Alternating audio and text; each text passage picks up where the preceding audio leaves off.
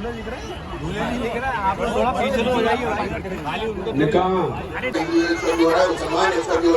भेदभाव नहीं करा है। ऐसे प्रधानमंत्री की आपसे विश्वास होगा, ताली बजा के कहीं ना कहीं आप लोग भी इस योजना का फायदा लिया होगा।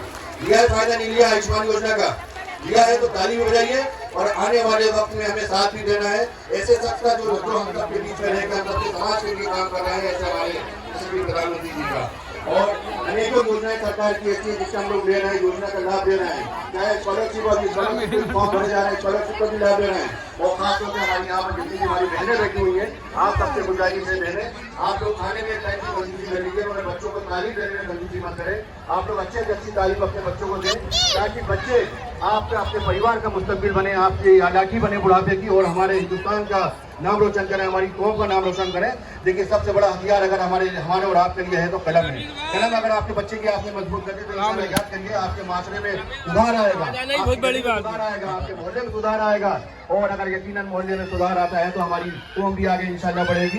कलम मजबूत करिए बच्चे की। और बहुत सारी ऐसी योजनाएं हैं, बहुत सारे ऐसे सामाजिक संगठन काम कर रहे हैं, बहुत सारे ऐसे काउंसलर हैं, वो बच्चों को मोटिवेट करते हैं, बच्चों को आगे बढ़ाने का काम करते हैं। हम लोग से जुड़िए। हमारे यहाँ जितने भी इस मंच पे बैठे हुए सभी सामाजिक कार्यकर्ता बैठे हुए हैं। हम लोग इस रोशनी में भी काम कर रहे हैं ताकि हमारे बच्चे, हमारी कौम के बच्चे, आज अगर कहीं अगर एजुकेशन की सबसे ज्यादा कहीं कमी है तो हमारी कौम के अंदर कमी है।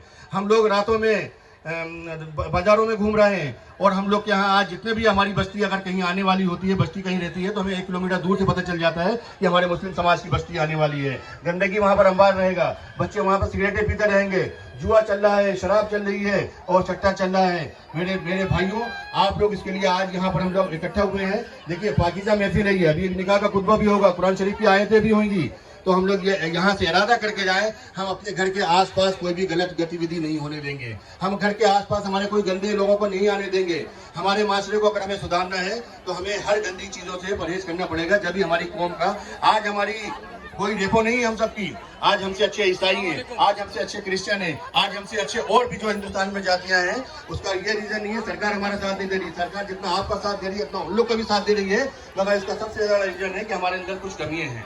हम आगे बढ़ाना चाहते नहीं है, हम सब चीज फ्री की चाहते हैं और सरकार की पूरी योजनाओं का लाभ लेना चाहते हैं, मगर वक्त आने पे हम सरकार का साथ नहीं देते हैं। आप साथ नहीं देते, कम से कम अपने बच्चों का अपना मुस्तकबिल बनाने के लिए अपनी बस्तियों में आप गंदी चीजों को आप रोकिए। मैं वार्ड नंबर 41 से पार्षद हूँ, और भाई मैंने वहाँ पर अपने वार्ड में, यहाँ पर बहुत सारे ऐसे लोग भी होंगे हमारे पूरे इस्बात क्षेत्र में, मैंने जुए के खिलाफ मुहिम चलाई है। मैं अल्हम्दुलिल्लाह जुआ नहीं चलने दे रहा हूँ। चुप्पे चोरी जितने भी ऐसा भाग रहे हैं, जितने भी शिकार बदमाश है, उनके खिलाफ मैंने मुहिम चलाई है। चक्के वाले हैं उनके खिलाफ मुहिम चलाई है। और मेरे भाई, आप लोग भी साथ दीजिए। अगर माशरे को सुधारना है तो हमें ऐसे लोगों का साथ नहीं देना है। ये बच्चों को हम कुछ तो देके जाए। आने वाले नौजवान छोटे छोटे बच्चे हैं, नौनिहाल बच्चे हैं, इनको हम ऐसी चीज देके जाए ताकि हमारी कौम का भी आज हमारी कहीं अक़लियत की भी नुमाइंदगी हो। हमारे अभी कुछ दिन पहले सनोर भाई यहाँ रूबिका लियाकत जी आई थी। रूबिका लियाकत जी आई थी, किसी काम से वरिष्ठ पत्रकार है, बहुत बड़ी पत्रकार है। हम सबकी उनके लिए गलत फहमियां रहती हैं उनके दिल में, मगर वरिष्ठ पत्रकार है, वो आई हमारे वार्ड में प्रोग्राम करा, उन्होंने बहुत अच्छा प्रोग्राम करा। रूबिका लियाकत जी साहब जब मैं मिला, मुझे कुछ समझ नहीं आती, जब पास जाती है जब समझ में आती है।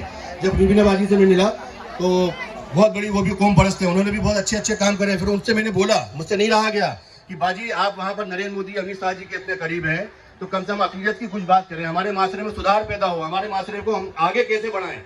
तो उनका ये कहना था शाही साहब कि रेहान, आपको लगता है हमने बात नहीं करी? हमने बात भी करी है, मगर वहाँ पर उनका ये कहना है कि आपके मुसलमानों में लीडरशिप है कहाँ? हिंदुस्तान के अंदर कौन सा ऐसा लीडर है जिसकी पूरा मुसलमान बात मानता हो? आज हमें कहना नहीं चाहिए। सैयदना बोरा समाज, अगर सैयदना साहब बॉम्बे में बैठे हुए कुछ बोल देंगे तो पूरा हिंदुस्तान में वो उनका मैसेज सर्कुलेट हो जाएगा और हर मुल्ला उनकी बात मानेगा, उनके खिलाफ नहीं जा सकता। आज हमारे बीच में कारी साहब हैं, काजी साहब अगर कुछ बोलेंगे अच्छाई के लिए बोलेंगे, कुछ बयान करेंगे, जहेज के लिए मुहिम चला रहे हैं, मगर अलग अलग ख्यालात तो और भी उलमा है, इनकी बात को आगे बढ़ने नहीं देंगे। तो आज हम आपस में ही बटे हुए हैं। हमारी बात, जब से हिंदुस्तान आजाद हुआ है, हमारी बात रखने वाला कोई आया ही नहीं है। क्यों नहीं आया? हमने लाने ही नहीं दिया है। हम अगर हमारे यहाँ कोई मुस्लिम अगर आगे बढ़ रहा है तो हम उसको आगे बढ़ाना चाहते ही नहीं है। हमारे बीच में कोई अगर आगे जा रहा है, अच्छा काम कर रहा है, हम उनकी टांगे किसने लग जाएंगे? मेरे भाइयों, हमें बीजेपी और कांग्रेस नहीं देखना है, हमें ये देखना है हमारे लिए अच्छा काम कौन कर रहा है, हमारे समाज को आगे बढ़ाने का काम कौन कर रहा है। व्यक्तिगत तौर पे आप लोग जुड़ें, व्यक्तिगत तौर पे आप लोग जुड़ें और अपनी बात रखें। देखिए, आज हिंदुस्तान के अंदर जो मामला चल रहे हैं, कहीं ना कहीं हमारी खुद की गलतियां हैं। जहां पर हवा चल रही है उसी दिशा में अगर अपन जाएंगे तो यकीनन आप सबका फायदा होगा, पूरी कौम का फायदा होगा। अगर हवा से विपरीत जाएंगे तो सिर्फ नुकसान किसी का नहीं हो रहा है, उन लोग का किसी का कोई नुकसान नहीं हो रहा, नुकसान सिर्फ आप अपनी कौम का अपना खुद कर रहे हैं। तो आप लोग नौजवान साथियों से खासतौर से गुजारिश है कि अल्लाह ने आप लोग को बड़ी अकल सलाहियत दी है, आप लोग बहुत ज्यादा नौजवान हैं, आप लोग अच्छा बुरा सब मालूम है, आप लोग सिर्फ समाज को और अपने आप को आगे बढ़ाने का काम करें, कोई भी गलत काम न करें, एजुकेशन पे ध्यान दें, अच्छे काम करें, पड़ोसी का ध्यान रखें। तो इंशाल्लाह अपने नबी की अगर सुन्नत आप लोग के दिलों में आएगी तो इंशाल्लाह देखिए अपने आप सब होगा। मैं भारतीय जनता पार्टी से पार्षद हूँ, मुझे फख्र है, मेरा नेता विश्वास सारंग जी है, मुझे फख्र है, मैं उस दल से जुड़ा हुआ, मुझे फख्र है, क्योंकि मुझे मालूम है मैं अपने नेता के साथ रह के, मैं भारतीय जनता पार्टी में रह के आवाम का कितना काम कर रहा हूँ। और मैं अगर भारतीय जनता पार्टी आज छोड़ दूं, विश्वास सारंग जी को आज छोड़ दूं, मेरी कोई हैसियत नहीं है। करने वाले काम आप अपनी ईमानदारी से, लगन से अपने नबी की सुन्नत पे चलिए और नमाज़ों की पाबंदी करिए। इंशाल्लाह अल्लाह ताला ऐसे रास्ते खोलता है और ऐसे रास्ते खोल रहा है। आज ही सनवरा भी बैठे हुए हमारे बीच में मध्य प्रदेश बोर्ड के चेयरमैन साहब, आज अगर ये काम कर रहे हैं तो ये दया प्रसाद या राम प्रसाद का काम नहीं कर रहे हैं। अगर काम कर रहे हैं तो मोहम्मद रिहान आशू लोग का ही काम कर रहे हैं, मुसलमानों का ही काम कर रहे हैं। तो ऐसे नुमाइंदों को हम सबको आगे बढ़ाना है। आपके क्षेत्र में जो जो आपके बीच में अच्छा काम कर रहा हो, चाहे बीजेपी का हो, कांग्रेस का हो, हम सब मिलकर उनको आगे बढ़ाएं, ताकत दें, उनकी लकीर टांगे ना खींचे, अच्छा काम करें। और यही बात कहकर हम अपनी बात खत्म करना चाहते हैं। और एक चीज और थोड़ा से हमारे जो नगर निगम के आयुक्त लोग बैठे हैं, 5 लोग बैठे हैं, पूरी टीम बैठी है। देखिए इस माशरे को भी सुधारने की कोशिश करी है, अल्लाह का शुक्र है 70% तक हमने सुधारने की कोशिश करी आप सबके सहयोग से। और 30% जो साथिया मैडम जो बचा है, सब बचा है, वो अपनी बात में सुधारने की कोशिश करें। बहुत बड़ा काम करा है आप लोगों ने, एक बार इन लोग पूरी टीम के लिए ताली बजाइए। बहुत बड़ा काम करा है। जो गलत चीजें हो रही थी, निकाह जैसी पाकीज़ा चीज को लेके, बहुत पाकीज़ा चीजें, निकाह के रिश्तों को तार करा जा रहा था। मैं खुल के नहीं बोलना चाह रहा हूँ, बता रहा हूँ, मेरा दर्द है ये, क्योंकि मैं एक कौम परस्त हूँ, मैं अल्लाह के रसूल को मानने वाला हूँ, कुरान की एक आयत को मानने वाला हूँ। मैं नहीं चाहता कहीं उसकी वो हो।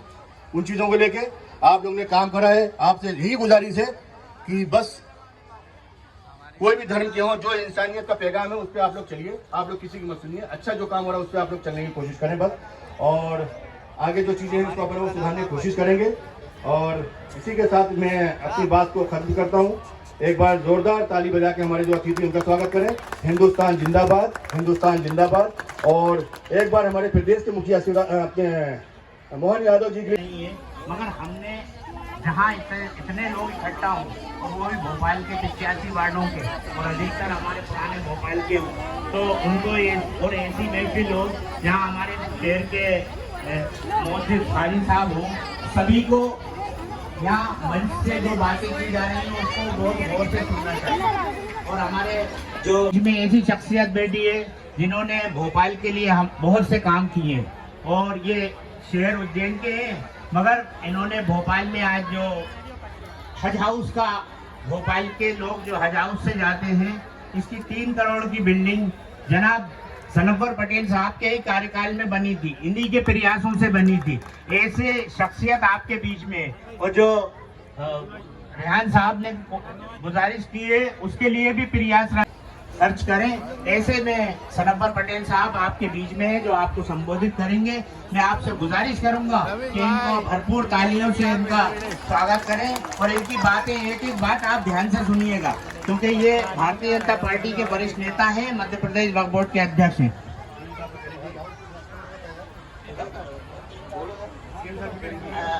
सनवर पटेल साहब भाई ने हमसे कहा कि हज हाउस जो था 10 करोड़ का था और वो इन्हीं के कार्यकाल में बना था। ये तो मुझे मालूम है, मुझे उसका कीमत नहीं मालूम थी। माफी चाहते हैं सनोर भाई। देखिए एक बार आप लोग को और अगर समझ में आए मेरी बात, हमारे बीच में गवाह है शहर का ये साहब और पीर सईद मियां साहब भी थे उस टाइम पे, अल्लाह ताला उनकी जन्नतुल फिरदौस में आला मुकाम दे। हज हाउस अगर भोपाल में बना है यकीनन मान के चलिए, सनोर भाई अगर नहीं होता तो हज हाउस नहीं बनता। सनोर एक बार जोरदार ताली बजाइए हौसला अफजाई के लिए। सनोर भाई अगर नहीं होते तो भोपाल शहर के अंदर हज हाउस नहीं बनता, उसका मैं गवाह हूँ। सनोर भाई के अंदर दर्द था, सनोर भाई के अंदर लगन थी, काम करने का जज्बा था। इससे पहले 60-70 साल में हज हाउस नहीं बना, सनोर भाई ने ही हज हाउस बनाया हो। सनोर भाई ने बहुत ज्यादा प्रयास करे और एक विवादित जमीन थी, उसके बाद बेचारों ने रहम करा, अल्लाह ने इनकी मदद करी, नेक साहब थी। एक बार सनोर पटेल साहब के लिए जोरदार ताली बजाइए आप लोग।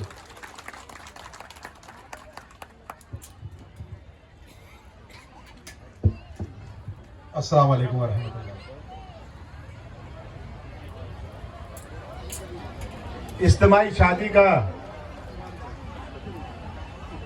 यह प्रोग्राम और इस बड़े प्रोग्राम में हमारे बीच में खास तौर पर मौजूद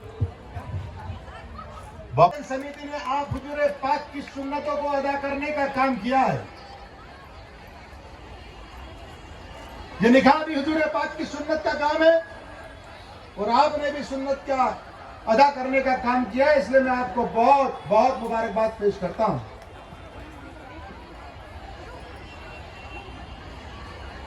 मध्य प्रदेश की सरकार के मुखिया डॉक्टर मोहन यादव जी की ओर से आपको मुबारकबाद पेश करता हूं। साथ ही अल्पसंख्यक कल्याण विभाग की मंत्री सम्मानित कृष्णा गौर जी और वरिष्ठ मंत्री विश्वास सारंग जी की ओर से भी आपको बहुत बहुत मुबारकबाद पेश करता हूं। ये भारतीय जनता पार्टी की सरकार है, ये मध्य प्रदेश की सरकार जो सामाजिक सरोकार से संबंध रखती है, ये अंत्योदय के मुख्य वाक्य पे चलने वाली सरकार जो समाज की अंतिम पंक्ति में खड़ा है, उसका उदय कैसे हो, उसकी फिक्र कैसे की जाए, इस बात के लिए जहां जहां भारतीय जनता पार्टी की सरकारें हैं वहां वहां इंसानों की जिंदगी को बेहतर करने के लिए सैकड़ों प्रकार की स्कीमें चलाने का काम भारतीय जनता पार्टी की सरकार कर रही है। और उसमें मध्य प्रदेश की सरकार जब अनेकों प्रकार की योजनाएं चलाती है तो जो माँ बाप ऐसे हैं, अगर वो आर्थिक तंगी के कारण से अपना फराइज पूरा नहीं कर पा रहे हैं तो उन माँ बाप की नजरों को झुके नहीं। ऐसे बेटियों की निकाह, ऐसे बेटियों का कन्यादान करने का जिम्मा मध्य प्रदेश की डॉक्टर मोहन यादव जी की सरकार ने उठाया है। और एक नहीं, दो नहीं, 170 जोड़े और 170 जोड़ों को अगर वो सामूहिक निकाह योजना में, सामूहिक इज्तिमाई निकाह सम्मेलन में अगर वो निकाह करते हैं तो उनको उन 50,000 रुपए चेक के माध्यम से उनके खाते में देने का काम यह मध्य प्रदेश की डॉक्टर मोहन यादव जी की सरकार कर रही है। मैं उनको साधुवाद देता हूं, उनका धन्यवाद ज्ञापित करता हूं कि हमारे जो जरूरतमंद लोग हैं उन जरूरतमंद लोगों की मदद करने का काम मध्य प्रदेश की सरकार कर रही है। एमएच हुसैन साहब और डॉक्टर जाहिद साहब जिस बात की चिंता किया करते थे उस काम को वृहद स्तर पर, बड़े स्तर पर पूरे मध्य प्रदेश में भारतीय जनता पार्टी की सरकार कर रही है। लेकिन सरकार की मंशा साफ है, सरकार की नीयत साफ है, लेकिन हमको भी जागरूक होना होगा। स्टेज पे अभी उपायुक्त महोदय बोल रहे थे या हमारे जो अधिकारी बोल रहे थे कि योजना के तहत अगर 7 दिन पहले आप डॉक्यूमेंट्स को पूरा करेंगे तभी योजना का सही लाभ मिल पाएगा। तो लगातार असद मसूद भाई जो बड़ा बाग कब्रिस्तान कमेटी के अध्यक्ष भी हैं, रैन भाई, उन्होंने एक बहुत अच्छा काम किया है। शेरू भाई, भोपाल के कब्रिस्तानों में जहां 8-8, 10-10 हजार रुपए गरीब आदमी से मिट्टी के लिए ले लिए जाते थे, तो बड़ा बाग में मध्य प्रदेश वक्फ बोर्ड के द्वारा बनाई प्रबंध कमेटी और उसके अध्यक्ष असद मसूद साहब ने 3500 रुपए तय किया है। 3,500 रुपए से ज्यादा कोई वहां मिट्टी के पैसे नहीं लेगा। ऐसे मसूद भाई, मैं आपको और आपकी टीम से गुजारिश करता हूं कि आप निकाह का काम तो बहुत अच्छा करा रहे हैं, लेकिन जन जागरण के लिए, अवेयरनेस के लिए इनके फॉर्म भी समय पर जमा हो। जैसा यहां अधिकारीगण बता रहे थे, जो व्यवस्था देखते हैं कि 7 दिन पहले अगर डॉक्यूमेंट कंप्लीट होते हैं तब उनको हम आर्थिक मदद कर पाते हैं। तो आप कोशिश कीजिए कि 7 दिन पहले हमारे जो भाई बहन हैं उनकी फॉर्मेलिटीज पूरी हो, उनके कागजात पूरे हो। यहां देखने में आया मेरे आने के पहले कि कुछ हमारे भाई बहन है उनको गुमराह कर दिया जाता है। कजात से फॉर्म नहीं आया, कजात से निकाह का नहीं आए, और कोई गुपचुप तरीके से समानांतर कजात चलाने वाले लोगों से निकाह उन्होंने करा लिया। अब बताइए कि रिकॉर्ड कैसे रहेगा? कल से किसी सरकारी योजना में, किसी कोर्ट में, किसी कचहरी में इस निकाह के कागजों की जरूरत लगी तो जो समानांतर, जो पैरेलल कजात चलाने का काम कर रहे हो तो अपने घर छुप जाएंगे। और काजी साहब से जब पूछा जाएगा या कजात से जब पूछा जाएगा कि फला आदमी का रिकॉर्ड निकालिए तो रिकॉर्ड नहीं मिलेगा। इसलिए मेरी आप सब लोगों से गुजारिश है कि जो इधर उधर के लोग हैं, जो गैर कानूनी तरीके से काम करते हैं, आप उनके चंगुल में ना आए। मेरी आपसे गुजारिश है कि आपकी जो कजात है, भोपाल की कजात, वो तारीखी कजात है, सैकड़ों साल पुरानी कजात है। कितने साल पुरानी? 300 साल पुरानी कजात है। हमारे पूरे देश में इतना बड़ा रिकॉर्ड किसी के पास नहीं होगा। हमारे पूरे देश में इतनी पुरानी कजात कहीं नहीं होगी, इतनी व्यवस्थित, जो 300 सालों का अपना रिकॉर्ड लेकर बैठी है। ऐसी कजात को छोड़कर हम गैर कानूनी रूप से कोई निकाह का आ जाए या नकली डुप्लीकेट काजी बनकर आ जाए और उनसे निकाह कराए, मुझे नहीं लगता है कि ये सही है। आपका निकाह हो रहा है, आप हुजूर पाक की सुन्नत को अदा करने का काम कर रहे हैं, तो आप पूरे कानूनी तरीके से उस काम को कीजिए। ऐसी मेरी आप सब लोगों से गुजारिश है।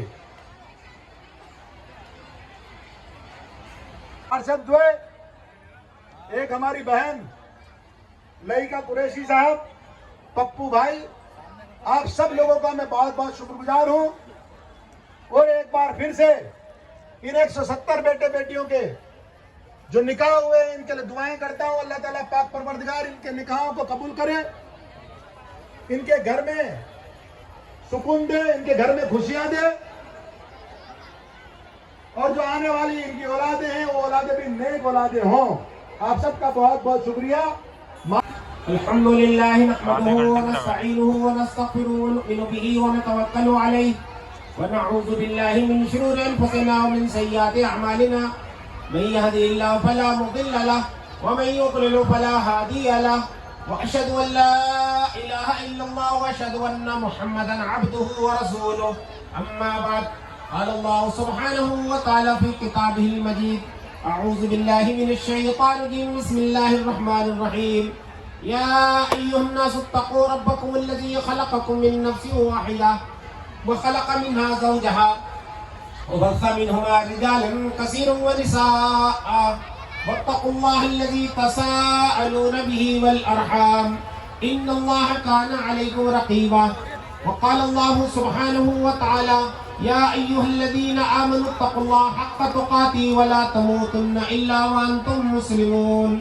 व क़ाल अल्लाहु सुब्हानहु व तआला, या अय्युहल्लज़ीना आमनु इत्तक़ुल्लाहा व क़ूलू क़ौलन सदीदा युस्लिह लकुम अअमालकुम व यग़फिर लकुम ज़ुनूबकुम व मन युति'िल्लाहा व रसूलहु फ़क़द फ़ाज़ फ़ौज़न अज़ीमा।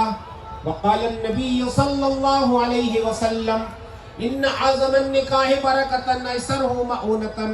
व क़ाल अन्नबिय्यु सल्लल्लाहु अलैहि वसल्लम, अद्दुनिया कुल्लुहा मता' व खैरु मता'id दुनिया अल मरअतुस सालिहा। व क़ाल अन्नबिय्यु सल्लल्लाहु अलैहि वसल्लम, तज़व्वजुल वदूदल। शादी से पहले और शादी के बाद खर्च करने की टोटल जिम्मेदारी अल्लाह रब्बुल इज़्ज़त ने लड़के पर रखी है, लड़की वालों पर कोई जिम्मेदारी नहीं है। ये हमारा जो हुसैन साहब और ये काम कर रहे थे और हमारी हुकूमत ने भी जो ताउन किया है, मैं समझता हूँ कि ये ताउन खालिस इस्लामी मंशा के मुताबिक है कि मालिक ने, अल्लाह ने शादी से पहले, जरा मैं नौजवान दोस्तों बार बार कह रहा हूँ, सुनिएगा मेरी बात गौर से, कि शादी से पहले, शादी के वक्त और शादी के बाद खर्च करने की टोटल जिम्मेदारी अल्लाह ने लड़के पर रखी है, लड़की वाला पर कोई जिम्मेदारी नहीं है। अब सुनो मेरे दोस्तों, पैगंबर साहब ने फरमाया कि एक आदमी पैसा खर्च करे मस्जिद में, मदरसे में, गरीब पर, मोहताज पर, जितने कार्य खैर हो सकते हैं खर्च करे, लेकिन पैगंबर साहब इस्लाम के पैगंबर कहते हैं दीनार अनफक़तहु अला ज़ौजिका, कि जो पैसा आदमी शोहर अपनी बीवी पर खर्च करता है, मालिक इन तमाम पैसों के मुकाबले में इस पैसे का ज्यादा उसका अजर देगा जो उसे दूजा खर्च किया है। तो जितनी, देखिए मैं कहता हूँ आम के आम, अरे बोलो आम के आम, मुठियों के दाम, कि आप अपनी बीवी को लाकर आइसक्रीम खिला रहे और नियत कर रहे हैं कि मैं अल्लाह को कह रहा हूँ, तो आपकी बीवी को खुश होगी और आपको सदके से बढ़कर सवाब मिलेगा आपको अंदर। ये मैं हदीस सुना रहा हूँ। और एक बात ये बड़ा मजमा है उधर से, एक बात और कहता हूँ कि एक बार पैगंबर साहब ने ये बात कही कि शादी के बाद मियाँ बीवी जब संबंध करते हैं तो मालिक उस पर भी उनको अजर देता है। तो जो आगे बैठे वाले थे आडियन, उन्हें कहा कि साहब ये खूब बात रही कि आदमी अपनी ख्वाहिश पूरी करे और सामने जा। सुनो मेरे दोस्तों, कितनी अच्छी बात आपने फरमाई। उन्होंने फरमाया देखो ये नौजवान बच्चे और बच्ची थे, अगर बगैर निकाह के ये संबंध बनाते तो इस्लामी तालीमात के हिसाब से ये जिना कहलाता, और अगर इस्लामी हुक्म होते तो कोड़े लगाए जाते। तो फरमाया कि नहीं, इन्होंने अपने कंट्रोल किया, लड़के ने कंट्रोल किया, लड़की ने अपना कंट्रोल किया, और इन्होंने माँ बाप के जरिए पैगाम दिया और फिर तमाम लोग सब निकाह किया, तो अब ये संबंध बना रहे हैं। तो चलो मेरे दोस्तों, नौजवानों से कहना चाहता हूँ, खास तौर से जो लोग आजकल शैतान और शैतान के चक्कर में पड़ रहे हैं, पैगंबर ने फरमाया कि जो मालिक गलत काम करने पर, हराम करने पर सजा देगा, तो वो मालिक हलाल करने पर सवाब नहीं देगा। क्या मतलब? इसलिए मेरे दोस्तों, ये मैं एक बात जो मैंने कही कि निकाह इस्लाम में इबादत है, और ऐसी इबादत है कि आज से शुरू होगी तो अब ये मरने तक दोनों उसके अंदर इबादत में शामिल रहेंगे। तो निकाह के ताल्लुक से एक बुनियादी बात, जो खुतबा पढ़ा जाता है, खुतबे को समझिए तो रस्म नहीं है साहब, कि शादी में बहुत से रसूमात होते हैं, कुछ काम दादियाँ करती हैं, कुछ नानियाँ करती हैं, कुछ सालियाँ करती हैं, कुछ सहेलियाँ करती हैं, और एक काम काजी साहब करते हैं। ऐसा नहीं, बल्कि खुतबा इसलिए पढ़ा जाता है कि पैगंबर साहब सल्लल्लाहु अलैहि वसल्लम ने खुतबा पढ़ा है, और ये पैगंबर साहब हजरत मोहम्मद सल्लल्लाहु अलैहि वसल्लम ने एक गाइडलाइन दी है दोनों के लिए, यानी लड़का और लड़की के लिए। आपने ये कुरान मजीद, पूरा कुरान मजीद किताब हिदायत है तमाम इंसानों के लिए, लेकिन खुतबा निकाह के अंदर ये 3 आयतें, 3 उसूलों को आपने पढ़े, जो अभी मैंने आपको पैगंबर के साथ में पढ़कर सुना है। पहली आयत है सूरह निसा की आयत नंबर 1, दूसरी सूरह आल इमरान की आयत नंबर 102, और तीसरी और चौथी सूरह अहज़ाब की आयत नंबर 70-71। वैसे तो एक मुसलमान को पूरा कुरान पढ़कर समझकर अमल करने की कोशिश करना चाहिए, लेकिन ऐसा मालूम होता है कि मालिक ने, अल्लाह ने हुजूर के जरिए, पैगंबर के जरिए दूल्हा और दुल्हनों को ये मैसेज, ये गाइडलाइन और ये मास्टर की पहुंचवाई है कि देखो, अगर आज के बाद तुम्हारी जिंदगी में नया सफर शुरू हो रहा है, एक मुसलमान शोहर और मुसलमान बीवी के एतबार से, अगर तुमने इन 3 सूरतों में हमने तुम्हारी ये ड्यूटी लगाई है, अगर उसको पूरा करोगे तो हम तुमसे वादा कर रहे हैं, मालिक वादा कर रहा है कि हम तुम्हारी दुनिया भी बनाएंगे, आखिरत भी बनाएंगे। जिसको अभी आपने गौर किया होगा, तकवा है, जिसको मैं आम जबान में कहा करता हूँ, माशाअल्लाह पढ़े लिखे लोग मौजूद है, जब अधिकारी कहीं आदमी सर्विस करता है तो सीआर होती है। क्या होती है? सीआर होती है। सीआर अच्छी होती है, क्या होता है सर? अरे बोलिए भाई, सीआर होती क्या क्या होता है? देखिए सुनो मेरे दोस्तों, तुमने कह रहा हूं सीआर अच्छी होती है, खुदा के कसम यकीन कर लिए, मालिक तुमसे कह रहा है कि अगर तुम्हारी सीआर हमारी नजर में अच्छी हो गई तो हम तुमको इतना प्रमोशन देने वाले हैं तुम तसव्वुर नहीं कर सकते हो। उसकी सिर्फ एक हदीस सुनाता हूँ। ये जवानी मुबारक और ये शादी तुम्हें इबादत, नियत कर इबादत, लेकिन मालिक कह रहा है अगर तुम्हारी सीआर अच्छी हो गई, तारी तुमने अगर तकवा अख्तियार किया, हमारे मर्जी के मुताबिक, तो दुनिया से तुमको जाना हर एक को है। ये आप भी माशाल्लाह जवान साथी बैठे हैं कि दाढ़ी काली है, ये दाढ़ी भी चंद साल पहले काली थी, अब ये सफेद हो रही है। अब कुछ भी कर लूं मैं, लेकिन मालिक ने आज इन दोनों का है कि अगर तुम्हारी सीआर अच्छी हो गई तो हम तुमको जन्नत में दाखिल करने से पहले वो जवानी देंगे जो जवानी कभी खत्म नहीं होगी। एक हमारी बहनें बैठी, सुनो मेरी बहनों, एक मरतबा एक बूढ़ी साहबिया एक ओल्ड एज की वुमेन पैगंबर के पास आई और कहा कि अल्लाह के नबी दुआ कर दिए कि मैं जन्नत पे चले जाऊं। तो पैगंबर साहब कभी थोड़ा सा मजाक फरमाते थे। आपने फरमाया कि अम्मा जान कोई बूढ़ी औरत जन्नत में नहीं जाएगी। क्या फरमा दिया आपने कि कोई बूढ़ी औरत जन्नत में नहीं जाएगी। तो बेचारी वो मायूस हो गई, जब हम बूढ़े हो गए जन्नत में नहीं जाए। सुनो मेरे दोस्तों, मैं तमाम हमारे संजो कहना चाहता हूँ, पैगंबर साहब ने कहा कि अम्मा जान खुशखबरी हासिल करो, अल्लाह ने वादा किया है इन्ना अनशाना हुन्ना अनशान फजालना हुन्ना अबकारा उरुवन अतराबा यसाबिल यमीन, कि जिनकी सियार हमारी नजर में अच्छी होगी इन दोनों को जवान करेंगे, लड़की को बाकरा करेंगे और फिर दोनों को जन्नत में रुखसत करेंगे और फिर ऐसी जवानी देंगे जो जवानी कभी खत्म नहीं होगी बल्कि हर हफ्ते बढ़ती रहेगी। इसके तफसीलात मौजूद है। तो मेरे दोस्तों, जो खुतबा निकाह जो है ये पूरी दुनिया के लेकर आखिरत के लिए गाइडलाइन दी गई है। निसा के माने क्या बता बेटा दूल्हा, निसा के माने क्या अरबी जबान में? मैं दूल्हा से दुल्हन सबसे पूछ रहा हूँ, निसा के माने क्या है बेटा बताओ, सामने पे दूल्हा बैठे हो। ये मैं इसलिए पूछ रहा हूँ कि मैं हर निकाह में और मैं कोशिश कर रहा हूँ, जैसे कभी बताया 300 साल, हमारे चेयरमैन सर ने कहा कि 300 साल से दारुल कज़ा कायम है। अब मैं कोशिश कर रहा हूँ भोपाल के तमाम मर्द औरतों को बुनियादी बातें मालूम हो जाए। निसा के माने अरबी जबान में आते हैं कि लेडीज, खवातीन, महिलाएं, जो भी जानते हो। खवातीन के नाम की एक बड़ी सूरत, बड़ा चैप्टर कुरान के अंदर है। उसका पहला श्लोक, पहली आयत दूल्हा मियाँ को पढ़कर सुनाई जा रही है। तो कॉमन सेंस की बात है कि दूल्हा मियाँ से ये बात कही जा रही है कि दूल्हा मियाँ जरा कान खोलकर सुन लीजिए, ये लड़की रुखसत होकर जाएगी, इसका बाप, इसका भाई, घर का कोई साथ नहीं आएगा। लेकिन याद रखना कि जिस मालिक का कलाम सुनकर तुमने कबूल किया कि मैंने कबूल किया, इन्नल्लाह काना अलैकुम रकीबा, अल्लाह तुम्हारी निगरानी कर रहा है। तो मालिक ने सूरह निसा के अंदर तुम्हारी ये ड्यूटी लगाई है, एक मुसलमान शोहर के एतबार से उसको तुम जिंदगी भर पूरा करना। और हमारे यहाँ पर एक रिवाज है, लड़की घर से पहले कुरान लड़के घर भेजा जाता है, लड़की से गोया ये बात कही जाती है। मैं हमारे नौजवान दोस्तों को फिर कहना चाहता हूँ, हमारे यहाँ बगैर निकाह के किसी लड़की को किस करना, शेक हैंड करना तो बड़ी बात है, देखना भी गुनाह की बात है। फिर दोबारा कह रहा हूँ, हमारी इस्लामी तालीमात के हिसाब से बगैर निकाह के किसी लड़की को किस करना, शेक हैंड करना तो बड़ी बात है, देखना भी गुनाह की बात है। लेकिन निकाह के बाद अगर दूल्हा मियां नहीं देखेंगे तो क्या हो जाएंगे? अरे निकाह के बाद नहीं देखा तो हो जाएंगे, निकाह के बाद गुनाहगार हो जाएंगे। तो सुनो मेरे दोस्तों, लड़कियों, मेरी बच्चियों, तुमसे कहना चाहता हूँ, अल्लाह ये कहना चाहता है कि तुम इस घर के अंदर अल्लाह के नाम और कलाम के साथ हलाल होकर जा रही हो। हम तुझसे पहले अल्लाह का कलाम वहां पहुंचा रहे हैं, वहां पर जाकर सूरह निसा तू भी पढ़ ला और अल्लाह ने तेरी ये ड्यूटी लगाई है उसको पूरा करना। आप पढ़े लिखे लोग हैं, अधिकारी बैठे हैं, दुनिया का निजाम चल रहा है, आप ड्यूटी करिए तो क्या मिलेंगे आपको? अरे ड्यूटी करिए तो क्या मिलेंगे आपको? राइट मिलेंगे आपको। आप 1 तारीख से 30 तारीख ड्यूटी कर लीजिए, 30 तारीख को ऑटोमेटिक आपके अकाउंट में पैसे पहुंच जाए। जो छुपारी लेकर जो आमतौर से मारता है वो किसी गुंडे बदमाश को मारता है, लेकिन ये उसको मार रहा है। मेरे नबी ने कहा है कि लड़की दुनिया की नंबर 1 की चीज है और आपने फरमाया लड़कियों का नापसंद मत करो, ये बड़ी कीमती चीज है। तो मेरे दोस्तों, जो बात मैंने कही कि अगर हमारे नौजवानों से बार बार कह रहा हूँ, मैं नौजवान दोस्तों, हमारे हसन साहब ने भी याद दिलाई, मैं नहीं कहना चाहता, लेकिन मैं नौजवान दोस्तों से भोपाल की कहना चाह रहा हूँ कि खुदा ने तुमको मर्द बनाया। क्या बनाया तुमको? अरे मर्द बनाया, तुम क्या मत बन जाओ? नहीं, मंगते क्या मत बनो तुम?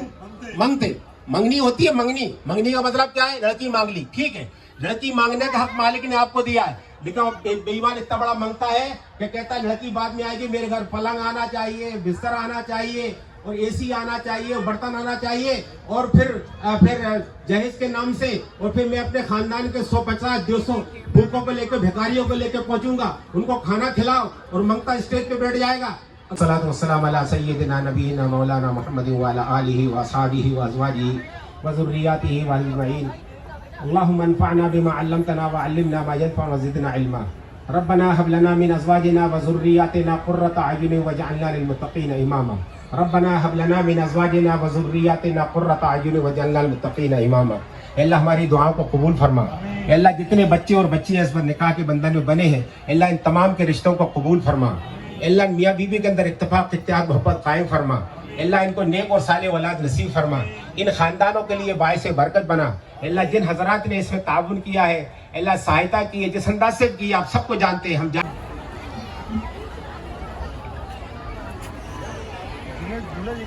दूल्हे नहीं दिख रहा है, आप थोड़ा पीछे हो जाइए।